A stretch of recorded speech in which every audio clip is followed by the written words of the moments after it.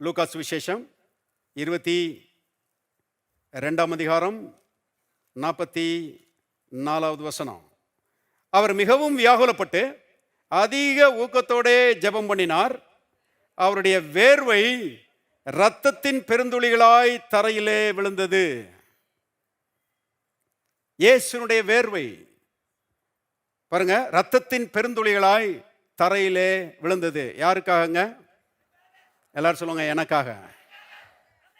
கவனிங்க, நாம வேர்வையினால பாருங்க கஷ்டப்படக்கூடாது, தரித்திர சாபத்தை நாம அனுபவிக்க கூடாது என்பதற்காக அந்த தரித்திர சாபத்துக்கு நிவாரணம் பண்ணும்படி நமக்காக இயேசு வெறும் வேர்வையை சிந்தல, இயேசு ரத்தத்தையே வேர்வையா சிந்தி இருக்கிறார்.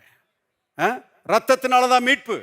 அருமையானவர்கள், ரத்தத்தினால்தான் தரித்திர சாபத்திலிருந்து மீட்பு உண்டாயிருக்கிறது என்பதை தெரிந்து கொள்ளுங்கள்.